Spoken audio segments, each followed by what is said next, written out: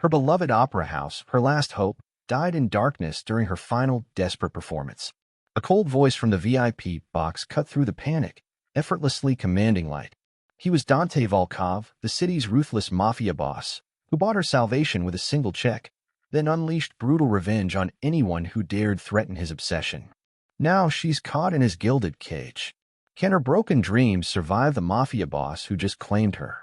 The Viridian Opera House was dying, not with a dramatic operatic flourish, but with the slow, agonizing sigh of decaying grandeur.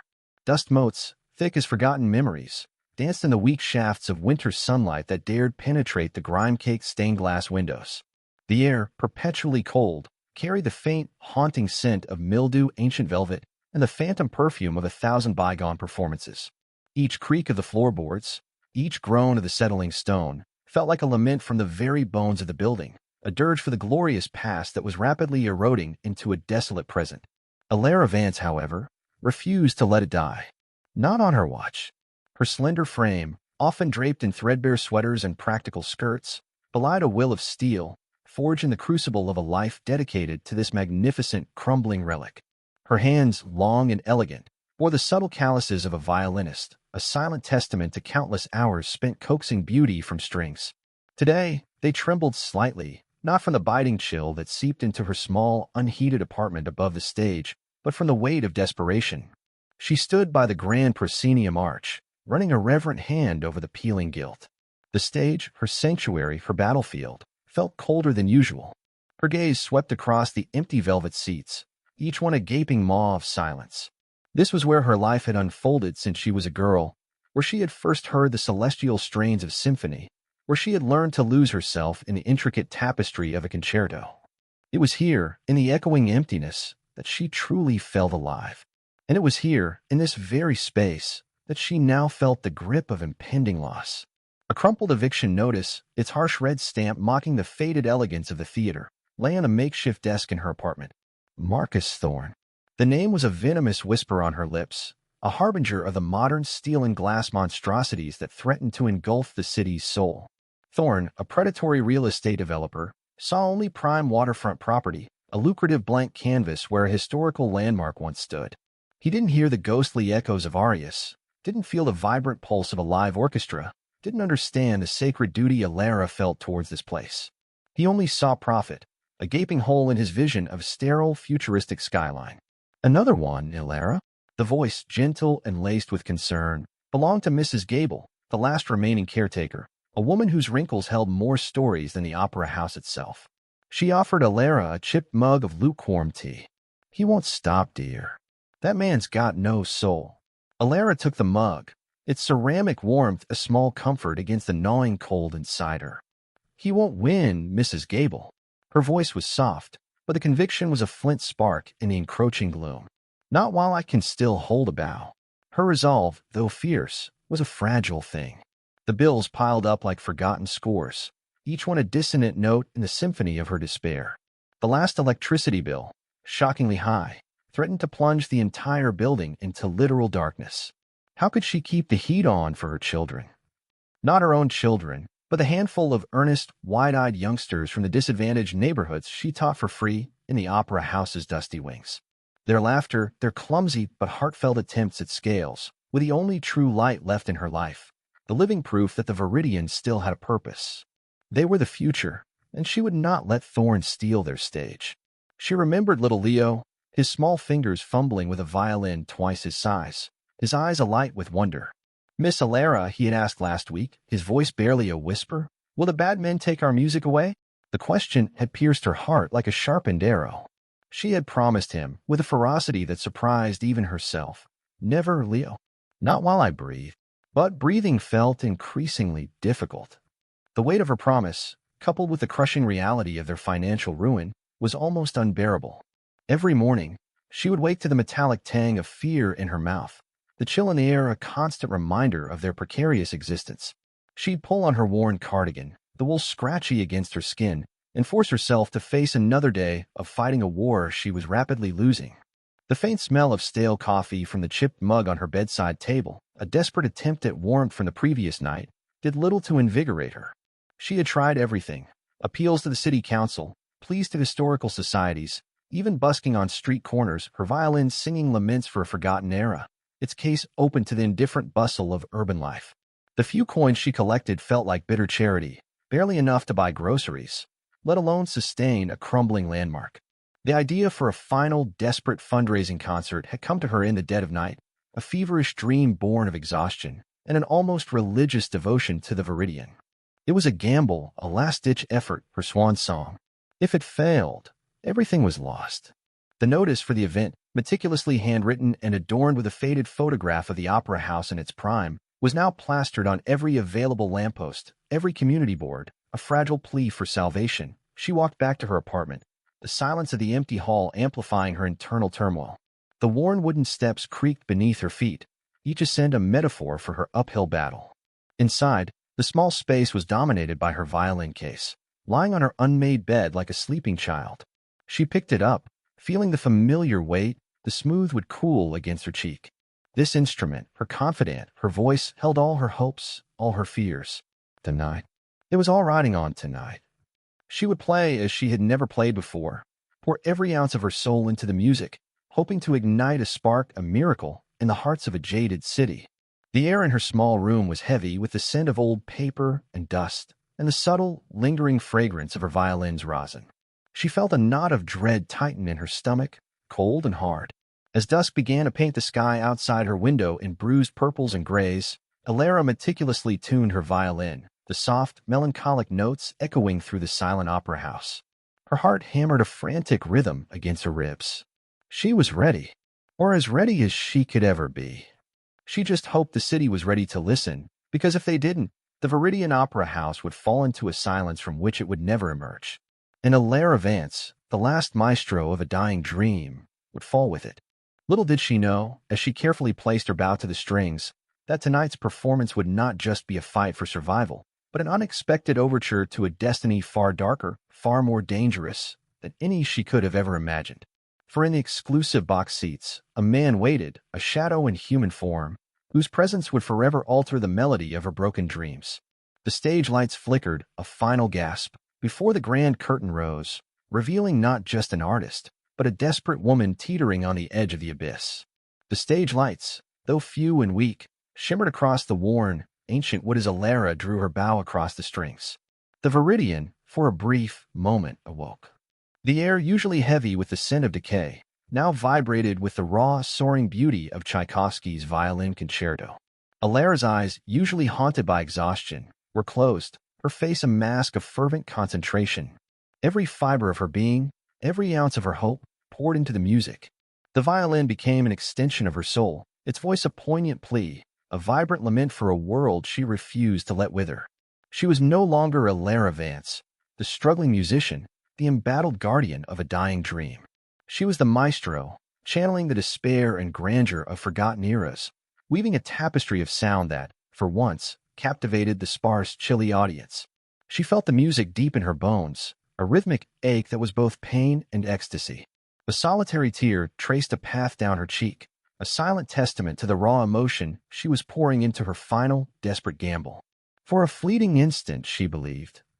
She believed in the magic of art, in the power of beauty to save them all. Then, with a sudden crackle that sliced through the soaring melody, the stage lights died. The emergency house lights, already temperamental, flickered once, twice, then succumbed to the suffocating darkness. A collective gasp rippled through the audience, quickly escalating into murmurs of confusion, then outright panic. The music, her lifeline, her shield, was ripped from her hands. Alara froze, her bow suspended in midair, a silent question. The violin felt heavy, dead, in her grasp. The sudden, absolute blackness was more than just a lack of light. It was a physical blow, a confirmation of her deepest fears. The abyss she had fought so hard to keep at bay had finally swallowed them whole. Her heart hammered against her ribs, a frantic, trapped bird. She could feel the chilling weight of silence pressing in, broken only by the whispers and shuffling of the audience. The smell of dust and old wood intensified, now laced with the acrid tang of fear. Her breath hitched, catching painfully in her throat. This was it. Thorn had won. He hadn't just taken her home. He had stolen her light, her voice, her very reason for being. The darkness was absolute, complete, Illuminate the stage. The voice. It was a low growl, a deep, resonant rumble that cut through the nascent panic in the hall like a razor-sharp blade. It wasn't loud, not a shout, but carried in weight, an undeniable authority that instantly quelled the rising chaos. The murmurs died down, replaced by a stunned, almost frightened silence. Alara, still frozen in the pitch black, felt a tremor run through her. Who? Who dared speak with such absolute command in this moment of utter defeat? The voice belonged to a man who expected, without question, to be obeyed. From the VIP box, where the city's elite often made their fleeting, bored appearances, a subtle movement registered in Alara's peripheral vision, even in the pervasive gloom. A ripple, a shift in the heavy velvet curtains. She strained her eyes, trying to pierce the veil of darkness, but saw nothing, only felt an unseen pressure, awareness. Then, with a barely perceptible hum, the emergency lights in the Viridian flickered back to life.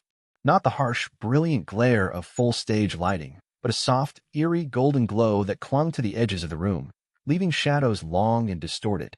It was enough to see, but not enough to truly reveal. It was enough to feel exposed. And in that moment, Alara saw him.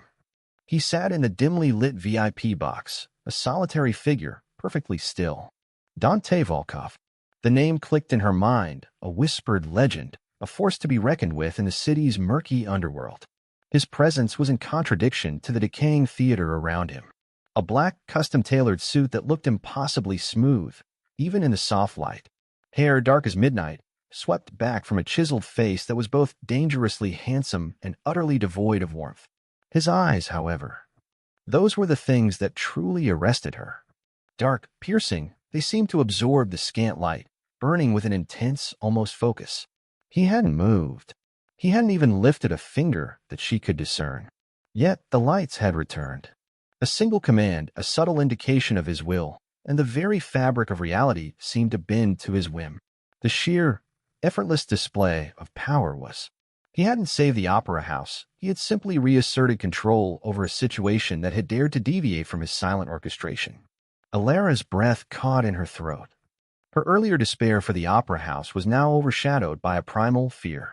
She felt utterly naked under his gaze, as if he could peel back her skin and read the desperate hope and crushing defeat etched into her very soul. His eyes, the color of a winter storm, swept over her, taking in her disheveled hair, the tear tracks on her cheeks, the desperate grip she still had on her violin. There was no pity there, no sympathy, only an intense, almost scrutiny.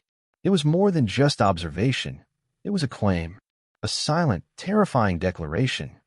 In that eerie, golden light, with the murmurs of the audience slowly returning, Alara felt as though Dante Volkov had reached out across the distance and physically branded her. Her world had plunged into darkness, only to be resurrected by a man who was, himself, a walking shadow. The violin, once a source of comfort, now felt like a burden, a symbol of her vulnerability. Her mind raced, a torrent of frantic questions. Why was he here? What did he want? That voice, that command, that effortless return of light. It screamed danger, a ruthless, calculating power that dwarfed anything Marcus Thorne could ever conjure. She had been fighting against a wrecking ball. Now she felt as if she had inadvertently stumbled into the lair of a sleeping dragon. His gaze lingered, a weight that pressed against her. She wanted to look away, to break the unsettling connection, but she found she couldn't. It was as if her will had been snared, her very being held captive by those dark, intense eyes. A strange, dangerous curiosity began to mix with her fear, a tiny, rebellious spark. Who was this man who could command darkness and light with a whisper? And what did his sudden attention mean for her, for the Viridian, for everything she held dear? The light around her was dim, but his eyes were a black hole, drawing her in. Her heart continued its frantic beat, but was no longer just fear. It was something else, something dangerous, an unfamiliar tremor that promised both salvation and utter ruin. The darkness had truly fallen, but its wake a new, far more formidable shadow had risen, and its gaze was fixed firmly on her. She had been broken, but now a new force was about to claim the pieces. The applause, hesitant at first, then swelling into a thin, polite wave, was a distant, hollow echo in Alara's ears. She stood rooted on the stage, her violin still clutched in a white-knuckled grip, the wood cold against her trembling fingers. The emergency lights cast long, grotesque shadows, making the empty seats seem like gaping, judgmental faces. All she could see, all she could feel, was the unsettling presence of Dante Volkov in the VIP box. His gaze, a dark, consuming force, had not left her, even as the concert's meager attendees shuffled towards the exits, eager to escape the lingering chill and the bizarre incident. She found herself backstage minutes later, her chest heaving, not just from the exertion of her performance, but from a profound sense of foreboding. The familiar scent of aged plaster and damp velvet usually brought her comfort. Tonight, it felt like the smell of a tomb. Mrs. Gable, pale and flustered, hovered nearby. "Oh, Alara, what a disaster." The power grid, they said, local anomaly. But that man. She trailed off, glancing nervously towards the stage door. Just then, a figure appeared in the doorway, framed by the dim light of the corridor. It was not Dante, but a man of formidable build, dressed in a sharp, almost immaculate gray suit. His face was unsmiling, his eyes dark and alert. Marco, Alara vaguely recalled, Dante Volkov's shadow, his consigliere. He exuded an aura of quiet efficiency, a dangerous stillness. "Miss Vance," Marco's voice was smooth, devoid of inflection. "Mr. Volkov would like a word." "In the director's office." Alara's spine stiffened. Director's office? That was her sanctuary, her last bastion of control. She wanted to refuse, to send him away, but the sheer, unyielding authority radiating from Marco was a palpable force. She merely nodded, her heart a frantic drum against her ribs. Every step towards her office felt like she was walking a tightrope over an unseen chasm. Dante Volkov was already there, seated at her rickety wooden desk, a stark contrast to the opulence she imagined in his world. He didn't rise. He merely gestured with a dismissive flick of his wrist towards the worn, floral-patterned visitor's chair. The air crackled with an unspoken tension, thick and suffocating. The office, usually cluttered with sheet music and administrative chaos, seemed suddenly small, airless, trapped under his formidable presence. He smelled of expensive cologne, old money, and something else, something cold like polished steel. "Miss Vance." His voice was low, rich, but still carried that unsettling resonance. A rather illuminating performance. A faint, almost imperceptible curve of his lips. It wasn't a smile. It was a predator's observation. Alara's temper, usually buried beneath layers of politeness and exhaustion, flared. The power outage was hardly part of the show, Mr. Volkov. She hated the tremor in her voice, the way it betrayed her fear. "Indeed." He leaned back, his gaze unwavering, piercing.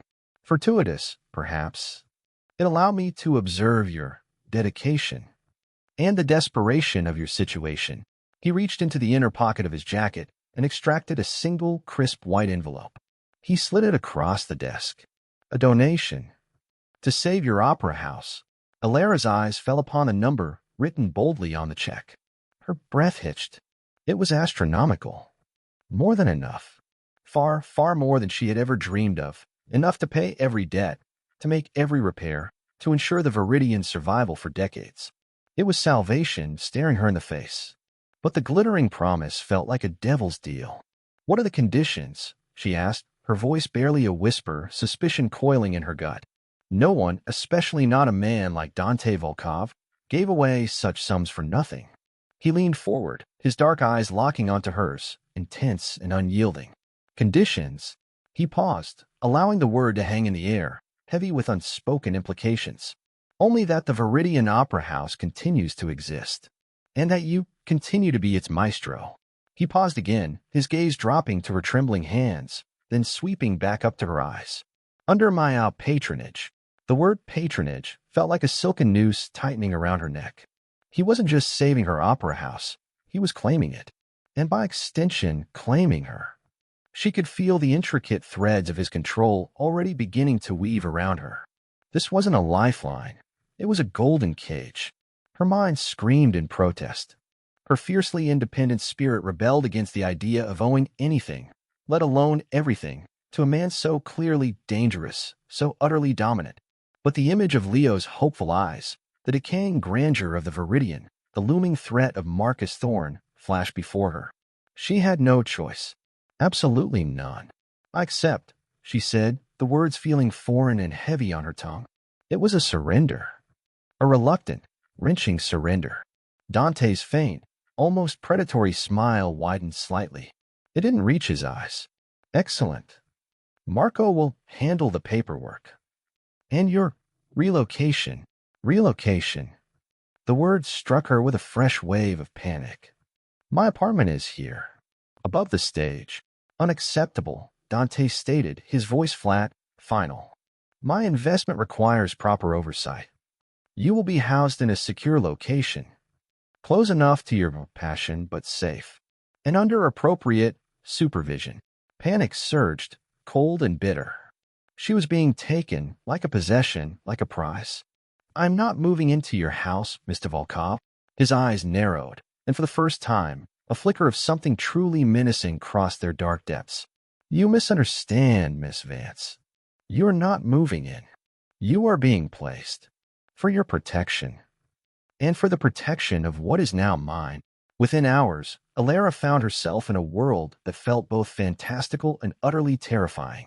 Marco, efficient as ever, oversaw the transfer of her meager belongings from the cramped, familiar squalor of her old apartment to a sprawling, opulent penthouse suite on the top floor of a building Dante owned, directly overlooking the resurrected Viridian. The contrast was jarring, almost insulting. Her few battered books and sheet music looked ridiculously out of place against the backdrop of pristine white marble, gleaming chrome, and floor-to-ceiling windows. The air in the apartment was cool, filtered, and smelled faintly of expensive leather and exotic flowers, a stark difference from the comforting mustiness of the opera house. Every surface gleamed. Every fixture was a work of art. The silence here was not the mournful silence of the Viridian, but a heavy, intimidating quiet, as if the very walls absorbed sound to maintain a sense of controlled perfection. She ran her hand over the impossibly soft, dark gray sofa, then pressed it against the cold, smooth glass of the window. From here, she could see the entire city, a glittering, indifferent sprawl. And down below, shining almost defiantly, was the Viridian, already humming with the activity of renovation crews. She was safe, utterly, undeniably safe, and utterly, undeniably trapped. Dante Volkov appeared in the enormous, minimalist living room that evening, just as the city lights began to twinkle. He moved with a silent grace, a predator in his own domain. He wore a dark silk robe, revealing a glimpse of hard, sculpted muscle beneath. The sight of him, so casually powerful, so effortlessly dominant in her space, or what was now her golden cage, ignited a fresh wave of defiance. Satisfied with your new accommodations, Maestro? He asked, his voice a low purr that sent an unwanted shiver down her spine. This isn't an accommodation, Mr. Volkov, Alara retorted, her voice sharper than she intended. It's a prison. A very expensive, very gilded prison. His dark eyes gleamed, a hint of something akin to amusement playing at the corners. A prison built for your protection, then. And for the security of my investment. He walked slowly towards her, his gaze sweeping over her small, defiant figure. You were vulnerable, Miss Vance. An easy target for men like Thorne. No, you are not. You are under my purview. My purview? She scoffed, crossing her arms, trying to project an air of confidence she didn't feel. I am Alara Vance, not a piece of property to be owned. Perhaps not property, but certainly claimed, he corrected, his voice dropping to a dangerous whisper that prickled her skin. You are now part of my world, Alara. And in my world, there are rules. You do not leave this penthouse without an escort. You do not speak to anyone I haven't vetted. You do not make decisions that might jeopardize my own interests. Alara felt a sudden, suffocating tightness in her chest. This was worse than she had imagined. The sheer, unapologetic control. And my violin, my teaching. Your art will flourish, he said, waving a hand dismissively. The Viridian will be restored to its former glory. Your students will be safe. Everything you cherish will be preserved. But I will be the one preserving it. And you, his gaze intensified, burning into her, will learn to live with the consequences of that preservation. He stepped closer, invading her personal space, and despite herself, Alara felt a strange current, a dangerous static, in the air between them. Understand this, Maestro, he said, his voice barely audible, yet resonating deep within her. Marcus Thorne will learn that touching what is mine comes with a devastating price. And you will learn that being mine comes with absolute, unyielding protection. He turned, the silk of his robe rustling softly, and walked towards the vast windows, his silhouette imposing against the backdrop of the city. Alara watched him, her mind a whirlwind of anger, fear, and bizarre, almost shameful flicker of a new emotion she couldn't name. She was caught, suspended between salvation and a terrifying new form of servitude. The golden cage had closed around her, and the devil who held the key was watching her every move, his dark intentions as clear as the city lights outside. But even in her fear, a tiny, rebellious spark still flickered. She might be caged, but she was not yet broken. And the thought, terrifyingly, was almost a promise. The opulent penthouse was a gilded cage, indeed. Its sheer perfection, the almost intimidating cleanliness of every surface, the hushed reverence of its atmosphere, screamed control. Alara found it unnerving. Her own apartment, now just a memory above the Viridian stage, had been cluttered with life. Stacks of sheet music, half-empty tea mugs, the faint, comforting scent of rosin and old books.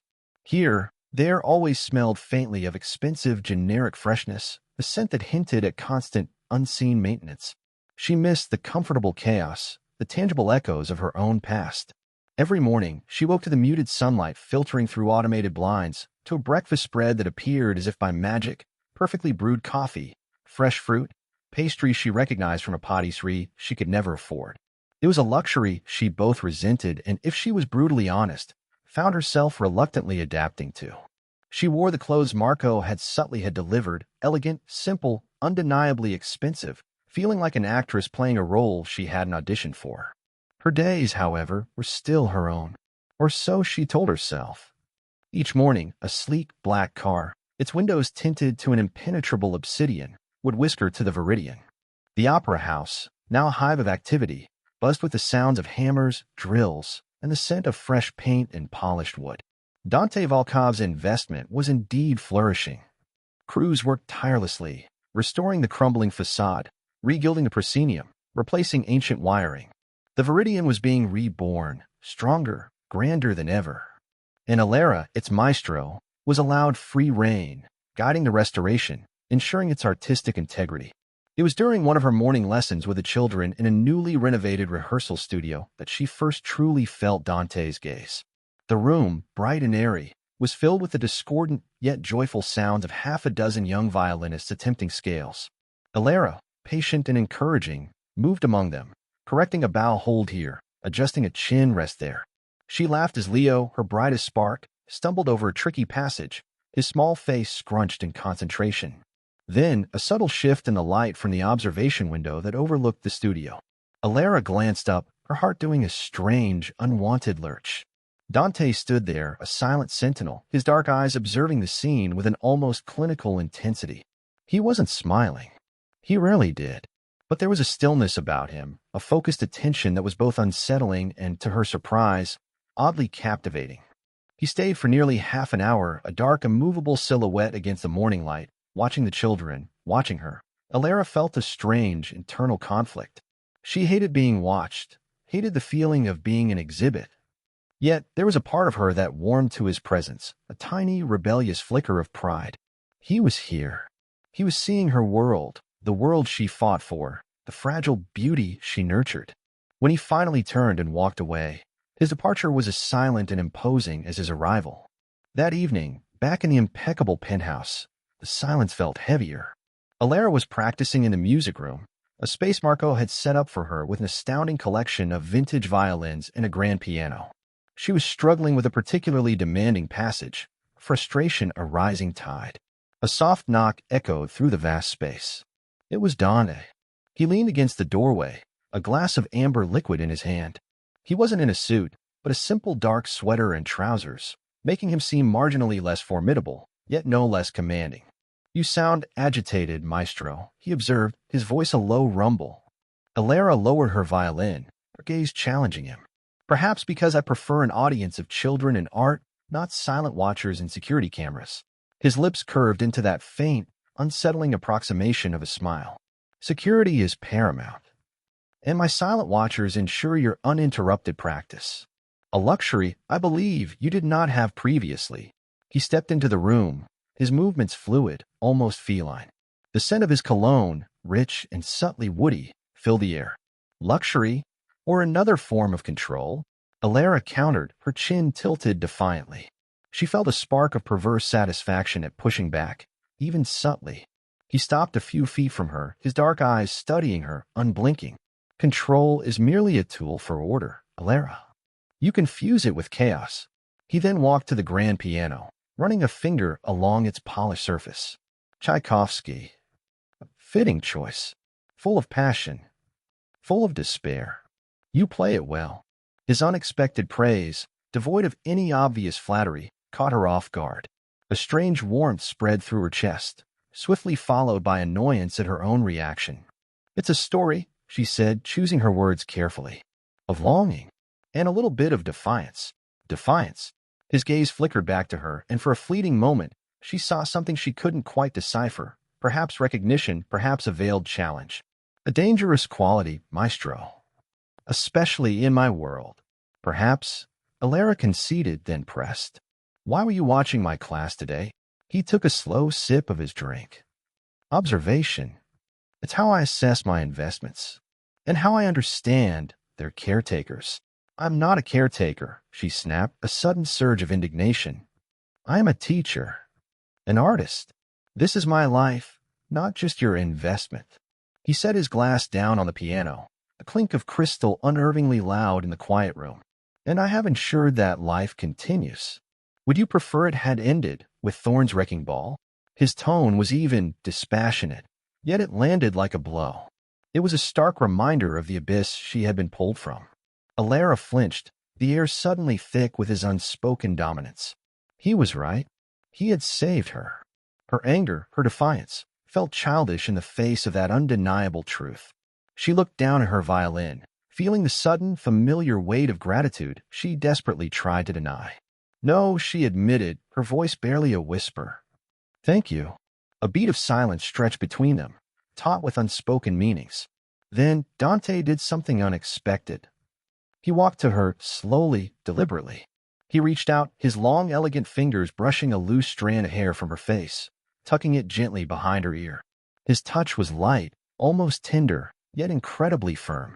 It was a gesture of intimate care, utterly at odds with his formidable persona. Alara froze, her breath catching, her skin prickling where his fingers had grazed her. The scent of him, close now, was intoxicating, dangerous.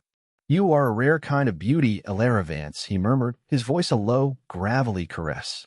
One that deserves to be protected. Cherished. His thumb brushed lightly over her cheekbone, a feather-light touch that sent shivers down her spine. Even from yourself. His words, his touch, ignited a strange, dangerous fire within her. It wasn't fear, not entirely. It was a raw, undeniable attraction, a visceral pull towards the very darkness she knew she should flee. She felt a tremor deep inside her, a response she absolutely hadn't anticipated, a profound curiosity about the man behind the impenetrable facade. The contrast between his ruthless reputation and this quiet, almost tender moment was dizzying.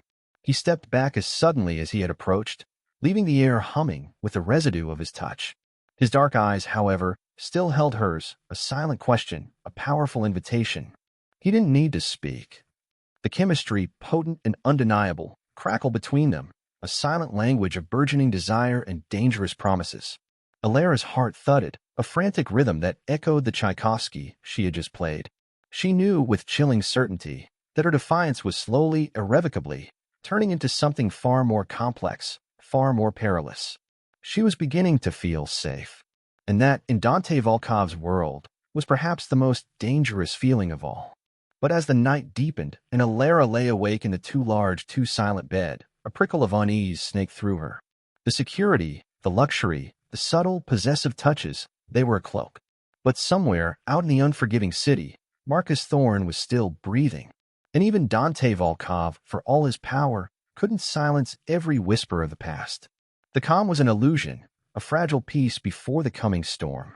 The fragile peace that had settled over Alara Vance's life was a deceptive thing, like a thin layer of ice over a churning, dangerous current. The Viridian Opera House hummed with newfound life, the sounds of renovation a constant, hopeful symphony. Fresh paint replaced mildew.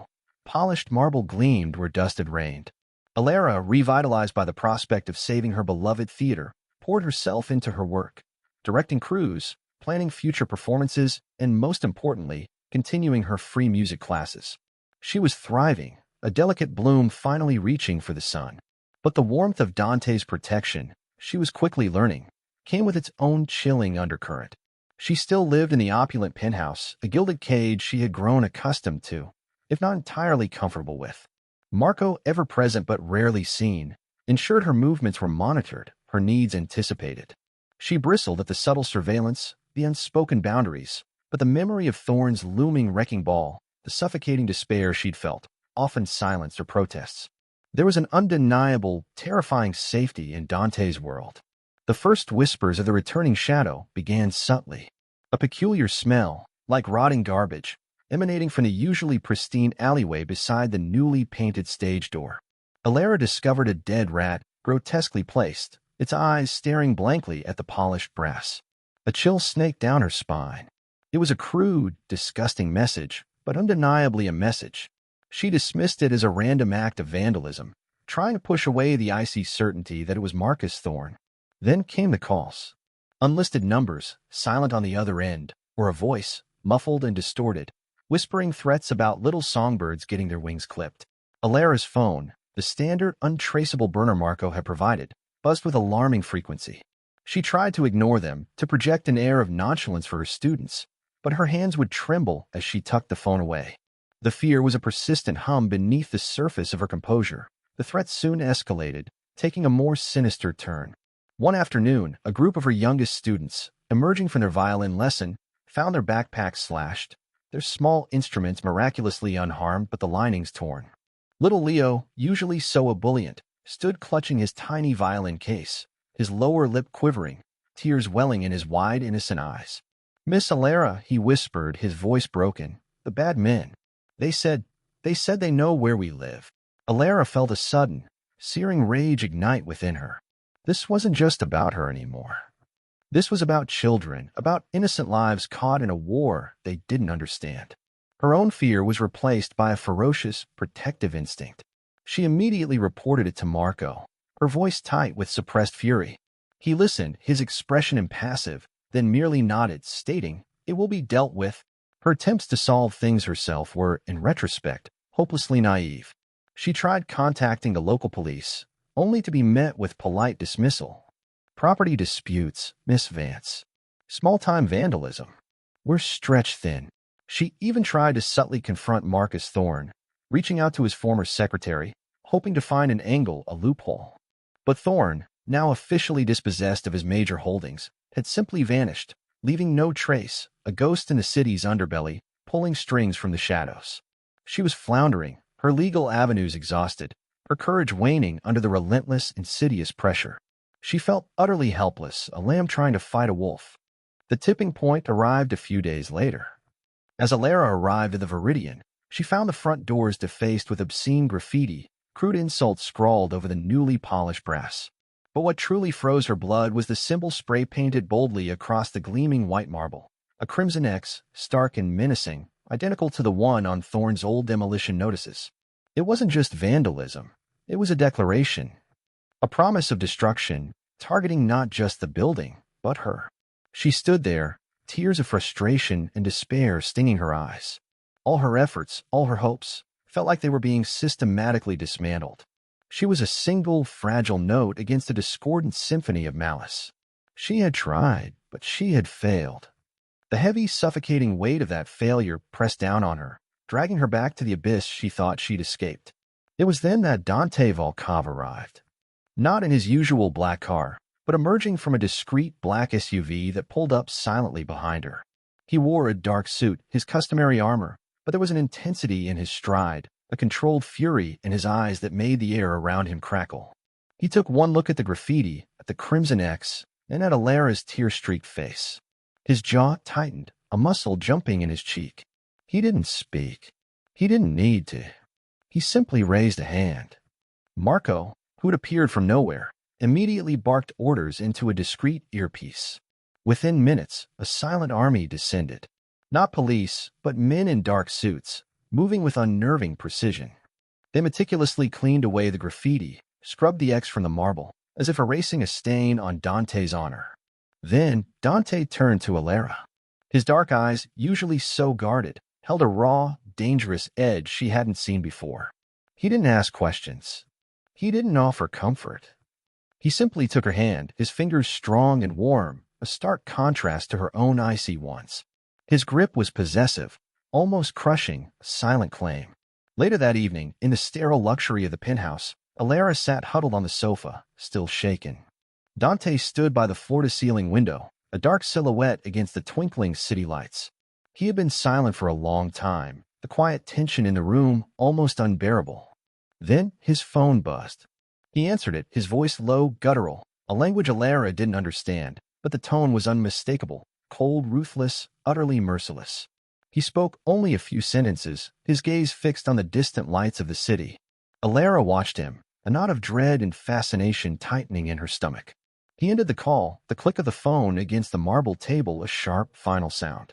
He turned to face her, his eyes still holding that chilling, predatory gleam. Marcus Thorne made a mistake, he stated, his voice devoid of emotion, yet radiating a profound sense of menace. He touched what is mine. He terrorized what is innocent. That cannot be tolerated. Alara swallowed hard, her mouth suddenly dry. What did you do? He walked towards her, slowly, deliberately, his presence filling the vast space with an almost palpable tension. He liked to play in the shadows. He enjoyed manipulating others, watching their fear. Dante stopped directly in front of her, his height utterly dominating her. He will no longer enjoy either. He offered no further explanation, but the chilling finality in his tone, the dark fire in his eyes, painted a vivid, horrifying picture in Alara's mind. She imagined Thorne's hidden network being systematically dismantled, his assets frozen, his cronies disappearing. She imagined him being cornered, broken, stripped of everything he held dear, just as he had tried to strip her. The thought sent a shiver of fear through her, a visceral reaction to the sheer, unapologetic ruthlessness she was witnessing. Yet, beneath that fear, a strange, almost shameful sense of profound relief washed over her. He had protected them. He had protected her. The power she had so fiercely resisted, the control she had resented, was now a shield, an impenetrable fortress against the encroaching darkness. She was terrified of Dante, of the depths of his capacity for cruelty. But she was also undeniably, terrifyingly safe. And a new complex emotion began to stir within her, respect and a dangerous acknowledgement of just how thoroughly this man, this mafia boss, was willing to fight for what he claimed as his own. His hand reached out, his fingers gently cupping her chin, tilting her face up to meet his intense gaze.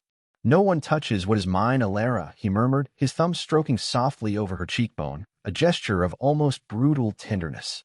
No one. The words were a vow, a promise, and a threat, all rolled into one. Alara looked into his dark, unyielding eyes, feeling the sheer force of his will, the absolute certainty of his protection. She was caught between two extremes, the horror of his methods and the profound, intoxicating security of his claim. She knew that Marcus Thorne would soon discover the true meaning of a broken man. And Alara, for the first time, understood the terrifying, yet undeniable, allure of being under the absolute protection of a man like Dante Volkov.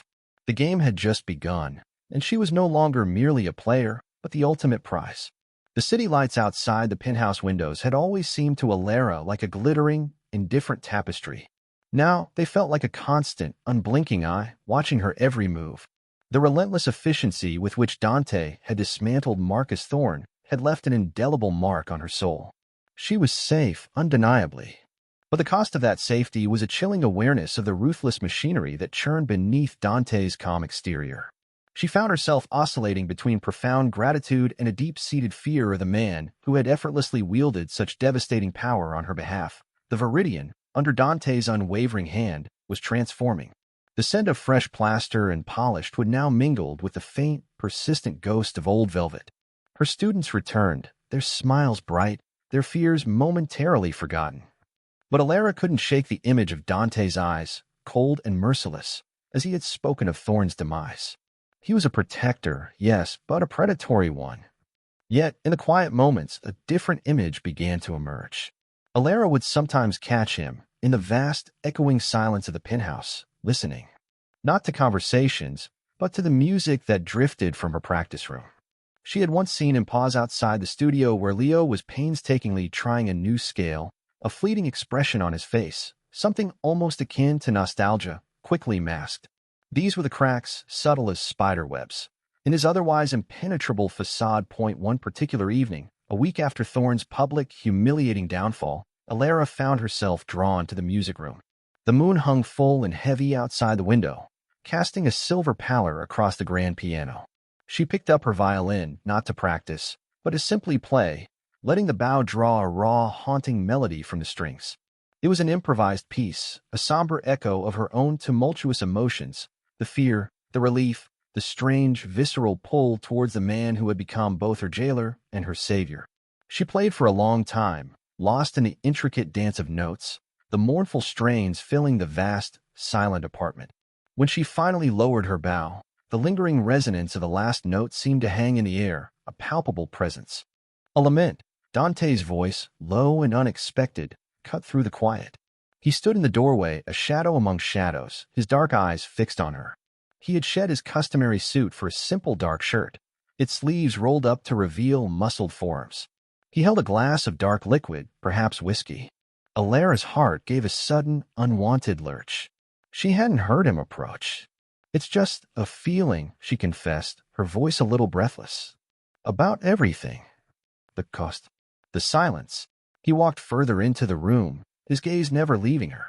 The subtle scent of his cologne, rich and subtly dangerous, filled her senses. He stopped near the piano, his silhouette stark against the moonlit window. The price of silence is often the loudest thing we hear. His words, so unexpected, so profound, struck a chord within her. She realized he understood, not just her music, but the unspoken burdens that came with it. "You live in a world of silence, don't you?" she asked, a sudden bold question fueled by the music and the moonlight. "A world where every word, every sound, is calculated." A muscle in his jaw flexed.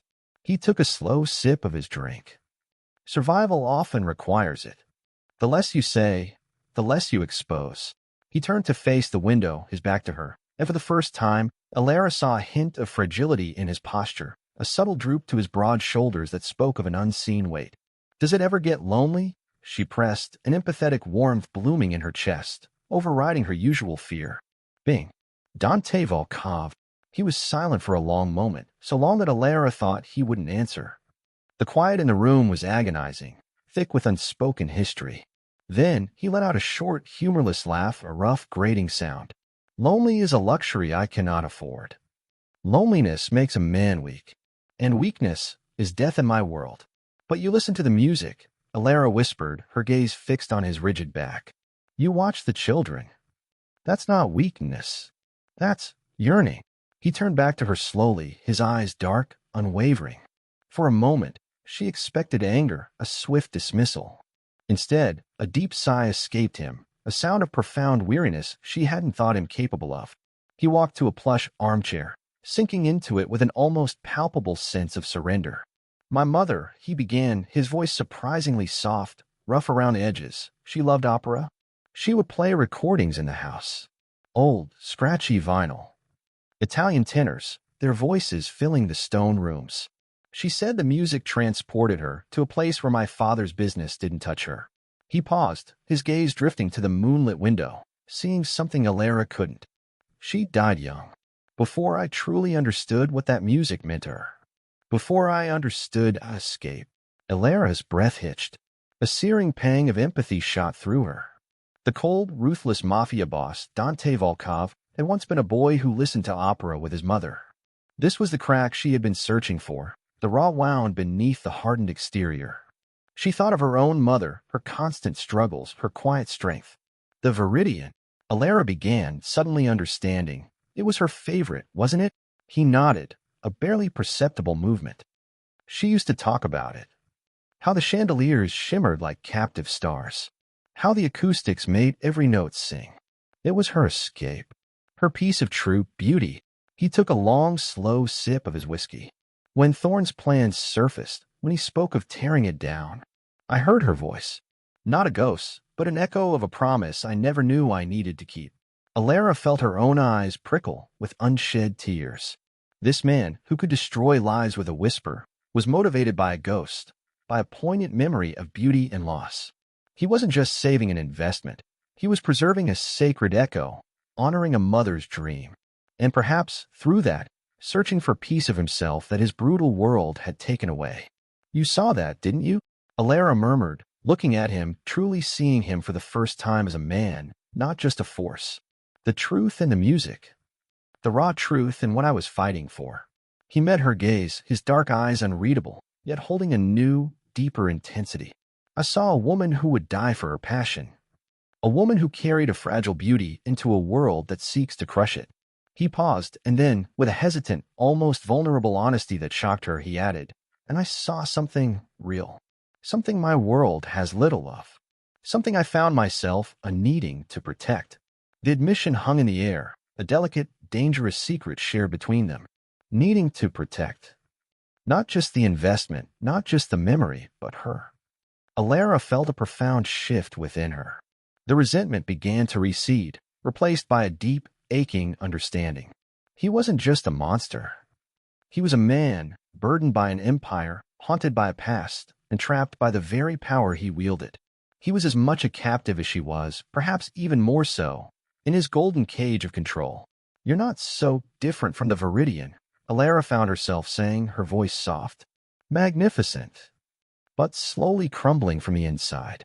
And fighting to keep a piece of beauty alive, a flicker of surprise, followed by something akin to a reluctant acceptance, crossed Dante's face. He finished his drink, the ice rattling softly in the empty glass. He stood up, the movement fluid and silent. He walked towards her, and Alara, for once, didn't recoil. He reached out, his hand gently touching her shoulder, a warmth seeping through the fabric of her sweater. Perhaps, he murmured, his thumb stroking her arm lightly, sending a shiver that was no longer fear, but a deeper, intoxicating connection. Perhaps we are both fighting for a piece of forgotten beauty, Maestro. Their eyes locked, and in that moment, under the soft moonlight, the invisible walls between them seemed to crack, revealing a glimpse of shared burdens, of lonely hearts yearning for connection. Alara felt a strange, profound sense of being understood, of no longer being truly alone in her fight. The fear was still there, a constant hum, but was now laced with something new, something dangerous and incredibly potent, a budding trust, an unspoken understanding, a connection forged in the crucible of their disparate worlds. The game of power had just turned into something far more intricate, a dance of souls on the precipice of something both terrifying and undeniably beautiful, the fragile bridge of understanding built between Alara and Dante in the quiet solace of the music room seemed strong solid. Alara had started to breathe easier, a sense of profound, albeit dangerous, belonging settling deep within her. Dante, in turn, had shed slivers of his impenetrable armor. He would sometimes linger after her practice, a silent, dark presence, but a comforting one. His gaze, once purely predatory, now held a depth of contemplation, almost a vulnerability, when he looked at her. He saw her, truly saw her, not just as an investment, but as the delicate, vibrant heart of the world he was slowly allowing himself to inhabit. She had glimpsed the burdened man beneath the mafia boss, and that revelation had irrevocably shifted her perspective. One crisp autumn morning, a month after Thorne's public disgrace, Alara found herself laughing in the newly renovated lobby of the Viridian. Leo, his small face alight, had just perfected a tricky arpeggio, his violin singing triumphantly. The opera house, now almost fully restored, gleamed with renewed glory. The air hummed with happy chatter, the scent of fresh coffee from the new cafe, and the undeniable pulse of a thriving artistic hub. It was a dream come true, and for the first time in years, Alara felt a genuine, unadulterated joy. "Miss Alara, you're smiling," Leo exclaimed, his eyes wide. "I am, Leo," she replied, her smile radiant. "Because of you. Because of all of you." As she turned to usher the children to their next class, a young woman approached her, clutching a bouquet of wilting lilies. "Miss Vance, I'm sorry to bother you. My grandmother, she loves your music. She heard about the concert. She's too ill to come, but she begged me to bring you this." Her voice was soft, hesitant. "And she asked if you might visit her. Just for a moment. She lives only a few blocks away. She has a story to tell you about the Viridian from when she was a girl." Alara's heart, softened by the morning's joy and the shared vulnerability with Dante, felt a pang of sympathy. The lilies, though faded, spoke of a genuine sentiment. A story of the Viridian from an old woman's memory. It was an irresistible lure for Alara, a chance to connect with a past that she cherished so deeply. It felt safe, simple, human. She glanced at the discreet security detail that usually shadowed her, now chatting near the coffee bar. Visiting an elderly fan seemed harmless, a small act of kindness. Just for a moment, Alara promised the girl, her empathy overriding the ingrained caution Dante had instilled in her. "I'll be quick." She scribbled down an address the girl provided, noting the street name, barely a few blocks. A short walk. Nothing Dante's men couldn't handle, surely. She told Marco's lead guard, a stern-faced man named Sal, her intentions. Sal, usually unyielding, hesitated. Then, seeing the genuine plea in her eyes and the apparent innocence of the request, reluctantly agreed. "Just for 10 minutes, Miss Vance. I'll be waiting at the corner." The walk was invigorating, the crisp autumn air a welcome change from the filtered comfort of the penthouse. The address led her to an old brownstone building, its facade adorned with ornate, slightly decaying gargoyles. The street was quiet, residential, lined with similar historic buildings. A sense of nostalgia, so potent it was almost palpable, wafted from the worn brick. She rang the bell. The door creaked open, revealing a dimly lit hallway. "Hello." Alara called out, a faint ripple of unease stirring within her. The young woman was nowhere to be seen. Instead, an older woman, her face shrouded in shadow, beckoned from deeper within. "Come, my dear. She's waiting. She has so much to tell you." Her voice was raspy, laden with years. Alara stepped inside, the heavy door clicking shut behind her with an unnerving finality. The air was thick, heavy with a cloying scent of stale potpourri, and something else, something metallic, faintly acrid. A tremor of genuine fear, cold and sharp, shot through her. Too late. The silence was wrong. The scent was wrong. Foolish girl. The old woman's voice abruptly lost its frailty, hardening into a cruel, mocking tone.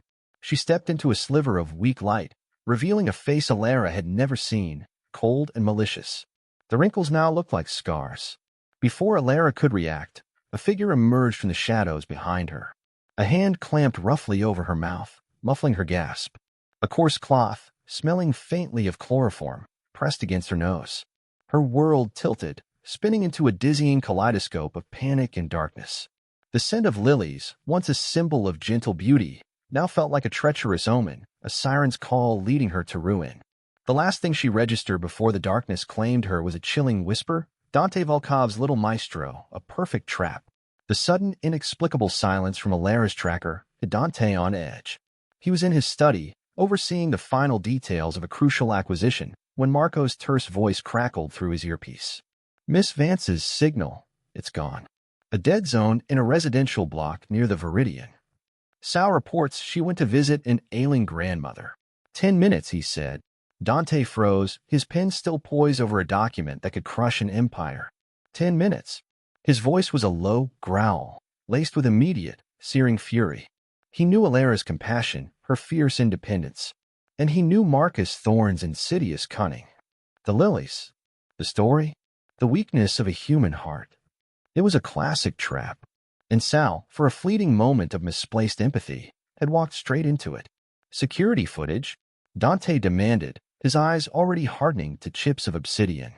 "Clean," Marco replied, his own voice tight with controlled urgency. A momentary blind spot. Too perfect. The girl who lured her, ghost.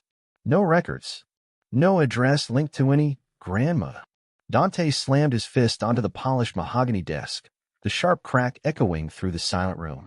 His carefully constructed composure shattered, revealing a raw, devastating rage that had been simmering beneath the surface since Alara had entered his world.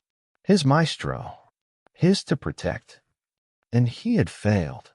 He had allowed her kindness, her very humanity, to be exploited. He had made her a target by claiming her, and now he stood on the precipice of losing her. The thought sent a cold, sickening dread through him, a feeling he hadn't experienced since his mother's death.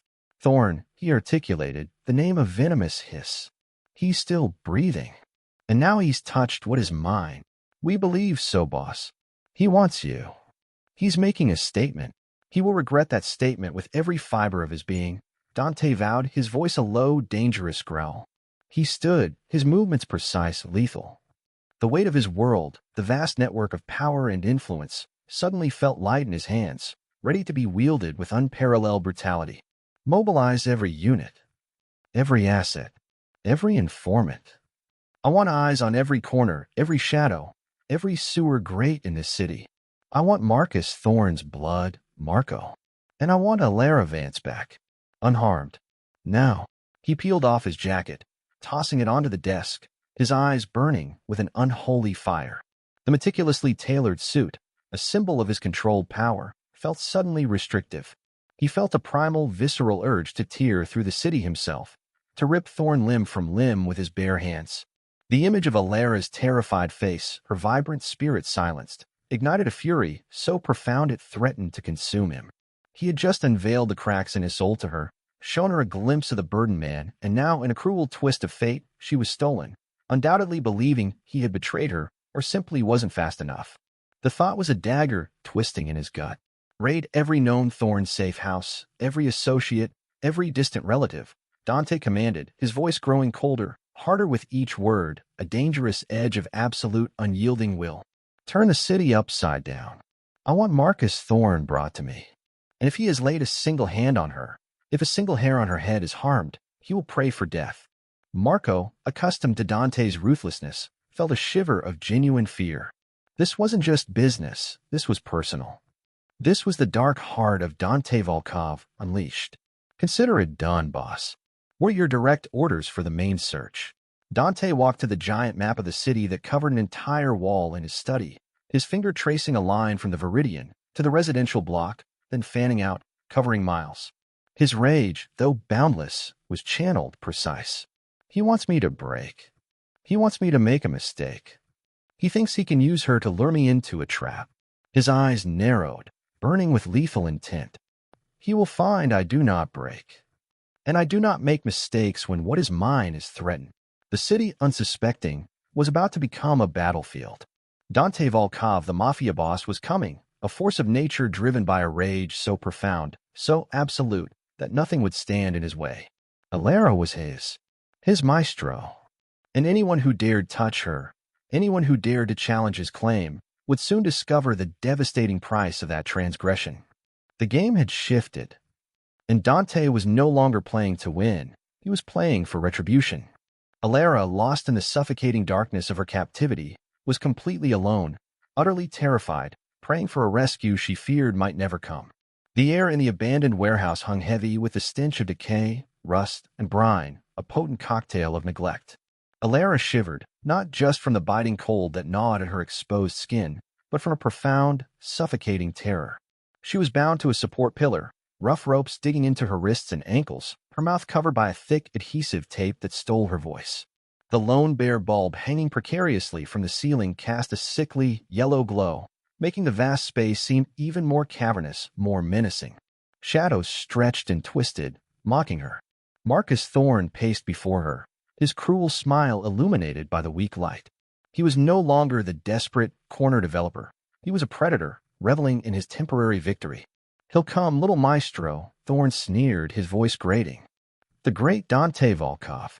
And when he sees you broken, vulnerable, he'll break too. He'll pay any price. And that's when I win." He punctuated his words with a sharp kick to a rusted barrel, the metallic clang echoing sickeningly. Alara's heart hammered against her ribs, a frantic, trapped bird. She strained against her bonds, a futile struggle that only tightened the ropes. Despair, cold and devastating, threatened to swallow her whole. She was alone, utterly helpless, a pawn in a game of power she couldn't comprehend. She thought of Dante, of his cold fury, of the brief, fragile moments of understanding they had shared. Would he truly come? Or would he see her as merely a compromised asset, a liability? The thought was a fresh wave of agony. She had seen his ruthlessness. She had seen his control. She prayed he would see her now, not just the prize. Dante moved through the city like a force of nature, a silent, unyielding storm. The dark, sleek convoy of armored vehicles was a blur, cutting through traffic, ignoring every rule of the road. Inside, the air crackled with a palpable tension. Marco sat beside him, barking orders into a secure comms unit, his face grim. Dante, however, was unnervingly calm. His eyes, usually guarded, were now pools of icy, lethal intent, fixed on a digital map that glowed on the screen before him. He saw every street, every alley, every potential escape route. He felt Alara's absence like a gaping wound, a physical ache that fueled a rage so profound, so absolute, it consumed every other emotion. She was lured by kindness, by her own damn compassion. The thought was a bitter gall in his mouth. My fault. I allowed it. I let my guard down, allowed a moment of weakness, and now she pays. Guilt, a rare and wrenching emotion for Dante, twisted in his gut. But it wasn't a paralyzing guilt. It was fuel. Fuel for the unapologetic retribution he would unleash. He had shown her a sliver of the man behind the monster. Now Thorn would face the full, unleashed wrath of the monster himself. His finger traced the blinking on the map, an abandoned warehouse, Pier 17. Isolated. Perfect for a trap. Thorn wants a confrontation. He wants to watch me break. He will learn the true meaning of breaking. Perimeter secured, Marco's voice cut through his thoughts. Infrared shows 3 hostiles inside, 1 confirmed Thorn. 2 outside, standard patrol. Another 3 approaching from the east dock. Diversion team, west flank, Dante commanded, his voice a low growl, devoid of any hesitation. East flank, silence. I want no alarms, no warnings. I want him to taste fear before he sees me. His hand instinctively went to the cold, familiar weight of the pistol holstered beneath his jacket. Tonight it would sing. Alara watched Thorn, her heart a drum solo of terror. He was taunting her, detailing the various ways he planned to ruin Dante, to make him watch as the Viridian crumbled, too. Thorn's voice blurred as a sudden, distant thud echoed through the warehouse. He paused, his head cocked, a flicker of annoyance crossing his face. Probably just the wind, he muttered, but his eyes darted nervously towards the main entrance. Suddenly, the overhead bulb flickered, then died, plunging them into near-total darkness. A collective gasp from Thorn's men. Alara felt a surge of desperate hope. Dawn. What the hell was that? Thorn roared, his bravado instantly replaced by a frantic edge. A harsh metallic thunk echoed from somewhere above, followed by the soft, almost imperceptible scrape of metal on metal. Then silence. A heavy, ominous silence that spoke of imminent danger. The cold in the warehouse intensified, laced now with the scent of fear, and something else of a subtle, almost imperceptible whisper of expensive cologne. Suddenly, a figure materialized from the deepest shadows, moving with a terrifying, almost supernatural grace. Dawn. He was a force, a silhouette of barely controlled fury, his eyes burning like embers in the gloom. He wasn't alone. Marco and 2 other men, phantoms in the dim light, followed him, their movements fluid and lethal. Thorn, Dante's voice was a low, guttural growl, raw and unleashed. It wasn't the calm, calculating voice Alara knew. This was the voice of a wolf on the hunt, a dangerous, primal sound that sent shivers down her spine, a mixture of terror and a strange, almost intoxicating relief. Thorn, now visibly sweating, fumbled for a pistol at his waistband. Volkov, you came. You actually came for this. This little bird? How sentimental. A weakness you can't afford. He gestured wildly towards Alara. She's not worth it. Let her go, and we can discuss terms. Dante didn't answer. His gaze swept over Alara, a flash of pure, agonizing relief crossing his face as he saw she was physically unharmed. But that relief was instantly, ruthlessly replaced by an incandescent rage as his eyes settled back on Thorn. It was a look that promised no mercy, only devastating retribution. Terms. Dante repeated, his voice dangerously soft. There are no terms for men who touch what is mine. With a terrifying, almost inhuman speed, Dante moved.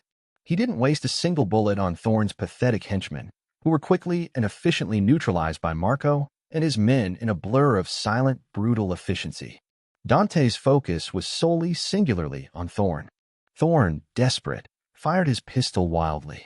The shot went wide, ricocheting off a metal beam with a deafening clang that made Alara flinch. But Dante was already a ghost, weaving, moving, an unstoppable force. He closed the distance in 3 impossibly swift strides, disarming Thorn with a brutal twist that snapped bone. Thorn screamed, a short, sharp sound of agony. Dante slammed Thorn against a rusted support beam, his hand closing around Thorn's throat, cutting off his air. The sound of Thorn struggling, choking, was visceral, chilling. Dante's face, illuminated by the faint light, was a mask of cold, unapologetic fury. You tried to break her, he rasped, his voice raw, guttural, vibrating with suppressed violence. You threatened children. You touched the last piece of beauty in a world I fight to keep alive. Alara watched, her blood running cold, her terror momentarily eclipsed by the raw, primal spectacle before her. This was the Dante she had feared, the ruthless mafia boss, fully unleashed.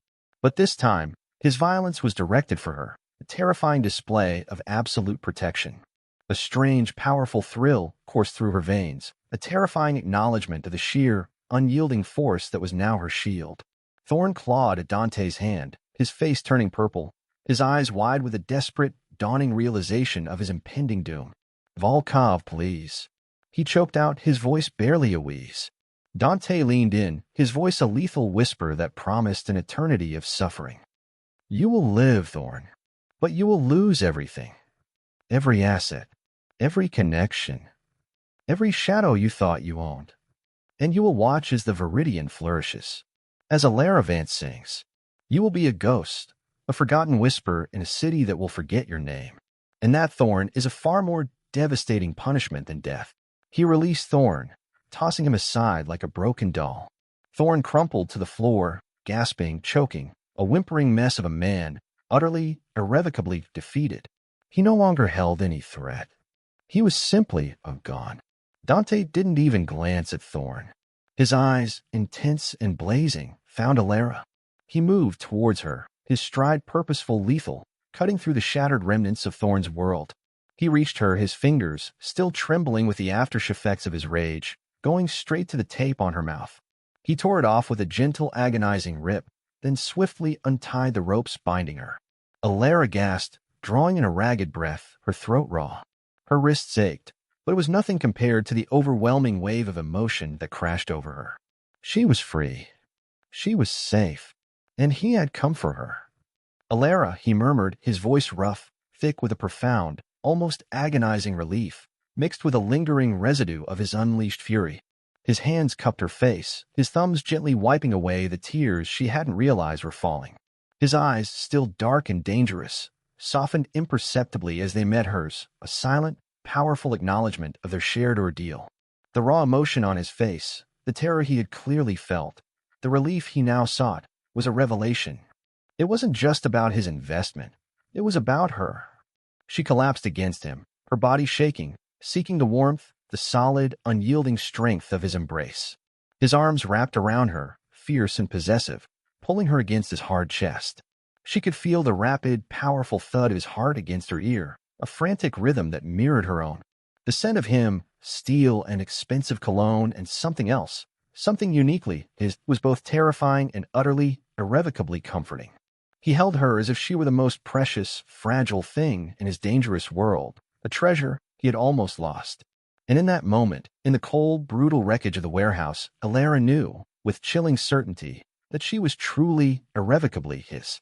And he, in his own dark, dangerous way, was hers. The reckoning had come, and she had witnessed the full, terrifying wrath of the wolf that protected her. The journey back from the desolate warehouse was a blur of muted colors and hushed commands. Alara clung to Dante in the back of his armored car, her body still shaking with residual terror, his arms a steel band around her. The scent of cordite and adrenaline clung to him, a stark reminder of the violence he had just unleashed. But against her cheek, the silk of his shirt was surprisingly soft, and the rhythmic thump of his heart beneath her ear was the only anchor in a world that still felt tilted. She was safe. The word, a fragile, precious thing, whispered itself through her mind, battling against the lingering chill of fear. Once back in the penthouse, the opulence felt suffocatingly vast, yet for the first time, it also felt undeniably like a sanctuary. Marco, ever present, ensured a team of discreet, efficient medical personnel were waiting. Alara, however, resisted their gentle attempts to check her over. Her eyes, still wide and haunted, remained fixed on Dante. He waved the medical team away with a curt nod, his gaze never leaving her. Later, he commanded, his voice rough, thick with an emotion Alara couldn't quite decipher, but it sounded dangerously close to relief or perhaps regret. He led her himself, his hand firm on her back, to the master bathroom, a palace of marble and gleaming chrome. He filled the enormous bathtub with steaming, fragrant water, the scent of lavender and chamomile rising in therapeutic wisps. He meticulously poured bath salts, his movements precise, almost ritualistic. His dark eyes, usually so sharp, were now clouded with a raw concern as he gently tested the water temperature. Alara watched him, a strange, vulnerable ache in her chest. This was the same man who had moments ago disarmed Thorn with brutal efficiency, whose hands had delivered merciless retribution. Now those same hands were preparing a bath for her, a meticulous act of care that felt impossibly tender. He turned to her, his gaze sweeping over her pale face, her bruised wrists where the ropes had dug in. "Let me," he said, his voice a low, gravelly whisper, reaching for the buttons of her crumpled blouse. There was no lust in his eyes, only an unwavering intensity, a possessive desire to soothe, to heal. Alara hesitated for a heartbeat. Then, in a silent act of profound trust, she allowed him. He undressed her with an almost reverent gentleness, his fingers brushing her skin with a feather-light touch, acutely aware of her trembling. Each movement was careful, respectful, stark contrast to the violence she had just witnessed. As she sank into the warm, swirling water, Alara felt the tension begin to seep from her muscles. The heat was a balm against the icy fear that still clung to her. Dante remained in the bathroom, sitting on the edge of the plush chaise lounge, a dark, silent guardian. He didn't speak. He simply watched her, his presence a heavy, unyielding comfort. When she emerged, wrapped in a thick, impossibly soft towel he had laid out, he was there, offering a steaming mug of calming herbal tea. He then personally applied a soothing balm to her braided wrists, his touch firm but gentle, his brow furrowed with concern. Later, wrapped in one of his oversized, impossibly soft cashmere robes, Alara found herself curled on the enormous sofa in the living room, a thick blanket draped over her. Dante sat across from her, his customary whiskey untouched on the low table. The city lights twinkled outside, a silent, glittering panorama. "Thorn," Alara whispered, the name a bitter taste in her mouth. What happened to him?" Dante's eyes, dark and cold, met hers. There was no softening, no apology. "He's gone. Not dead, Alara. Not yet. That would be too easy. He's been stripped. Every asset, every connection, every last shred of his reputation. His entire empire, every dirty deal, every whispered secret, it's all public now. His name is synonymous with ruin. He will live to see the Viridian flourish, to hear your music fill its halls, while he has nothing. He will spend the rest of his miserable life knowing he brought it all upon himself by touching what was not his. That maestro is his redemption. Or rather, my revenge." Alara shivered, a complex mixture of horror and profound satisfaction washing over her. It was a cruel, public, absolute punishment, a complete annihilation. It was terrifying. But it was also undeniably, thrillingly justice. He had delivered. He had protected. He had avenged. Dante leaned forward, his elbows on his knees, his dark eyes intense, unwavering. "I told you, no one touches what is mine." His voice was low, raw, stripped of its usual guardedness. "And you, Alara, you are mine." Alara's breath hitched. The words, uttered with such raw, unapologetic possessiveness, sent a jolt through her. But this time, it wasn't just fear.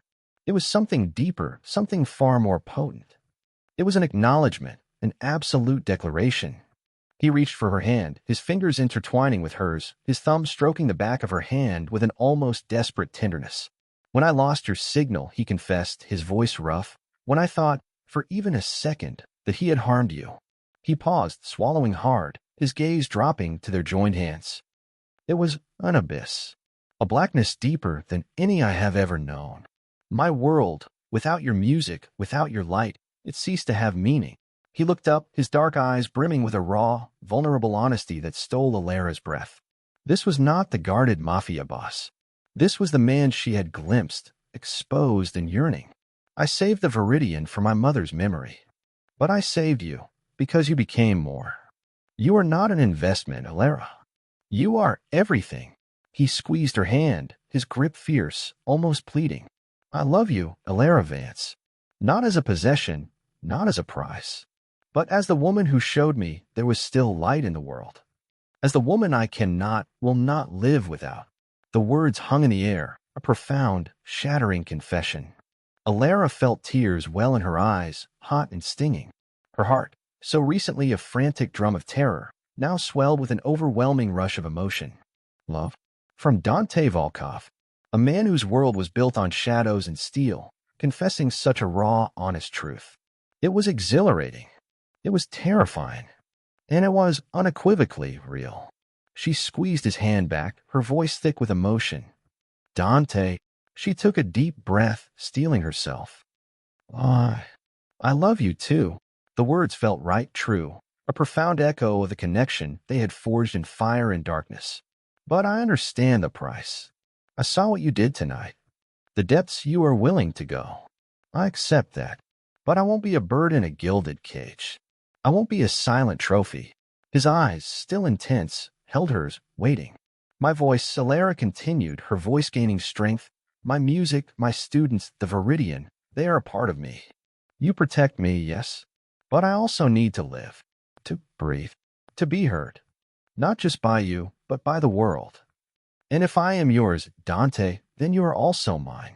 And I claim my right to stand beside you, not behind you. As an equal, a slow, almost imperceptible smile finally touched Dante's lips, a genuine smile that transforms harsh features, revealing a profound sense of relief, of victory, that went deeper than Thorn's destruction. An equal, he echoed, his voice a low, pleased rumble. My maestro. My light. The one who brought meaning back to a world of shadows. He raised her hand to his lips, pressing a soft, possessive kiss to her knuckles. Done. Every promise has a price, Solara. And for you, I will pay it all. With my life. With my love. With everything I am. The words were a vow, as binding and absolute as any made in a grand cathedral. Solara looked into his dark eyes, feeling the warmth of his hand, the fierce, possessive love that resonated within him. The storm had passed, leaving behind a profound peace, a quiet understanding. She was safe. She was loved. And she had found her place, not just in a magnificent opera house, but in the dangerous, complex heart of a man who ruled shadows, yet yearned for her light. A new future, both daunting and thrilling, lay before them. A future where their two disparate worlds, bound by a love forged in fire, would finally, irrevocably intertwine. Does true strength lie in flawless perfection, or in the courage to rebuild amidst shattered dreams? Solara's journey reminds us that our past wounds don't diminish our worth.